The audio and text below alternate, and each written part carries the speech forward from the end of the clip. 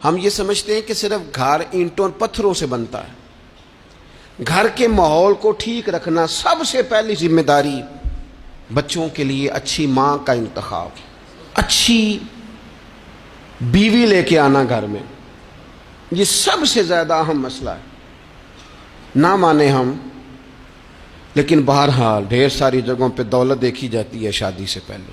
ماں باپ نے بڑی زیادتی کی، بڑا ظلم کیا، ناراض نہ ہونا، بڑا ظلم کیا۔ پیسے دیکھے، بچی اور بچے کا نکاح کر دیا۔ یہ اتنا بڑا زندگی میں آپ نے اپنی اولاد کے ساتھ ظلم کیا ہے کہ آپ تو سائیڈ پہ ہو جائیں گے، لیکن وہ بیچارہ ساری زندگی اس کو بھگتے گا۔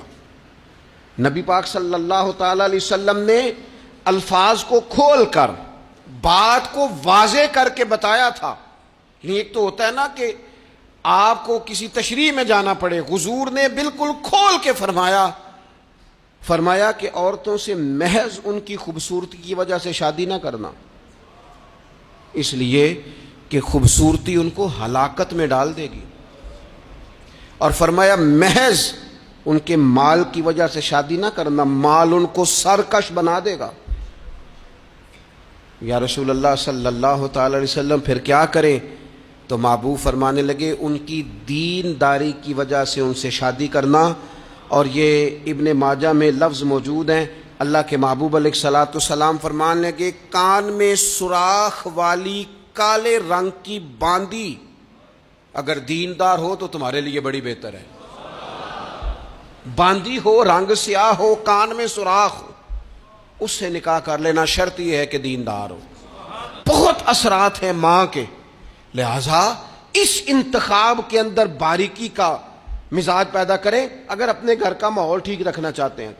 اور اگر ماحول ٹھیک نہیں ہے تو پھر آپ کروڑوں روپیہ لے آئیں، جس کے بچے ہی ناکام ہو گئے، اس کے پیسے کیا کریں گے؟ آپ بہت بڑا گھر بنا لیں، لیکن اگر بچے ہی ناکام ہو گئے تو آپ کی بڑی حویلی کیا کارنامہ سر انجام دے گی؟ اور اسی طرح کا معاملہ مرد کے ساتھ بھی ہے۔ نبی پاک علیہ الصلوۃ والسلام نے فرمایا جب تمہیں ایسے لوگ پیغام نکاح دیں جن کا دین اور اخلاق اچھا ہو تو پھر اپنی عورتوں کا نکاح ان سے کر دو۔ اگر ایسا نہیں کرو گے تو زمین میں فتنہ برپا ہوگا، فساد ہوگا۔ نیک مرد جب ملے تو پھر اس کے ساتھ نکاح کرو۔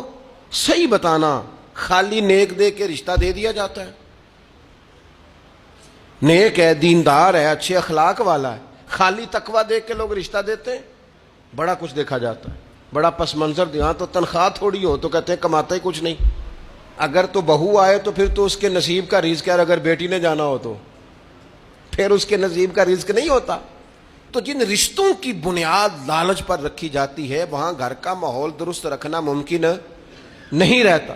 گھر کا ماحول اس وقت درست رہتا ہے جب تقویٰ کو، طہارت کو، پرہیزگاری کو، عمدہ اخلاق کو، عمدہ اطوار کو، اچھے نظریات، ستھرے مزاج، گھرداری کے ماحول کو جب پیش نظر رکھا جاتا ہے، پھر حالات کچھ اور طرح کے ہوتے ہیں۔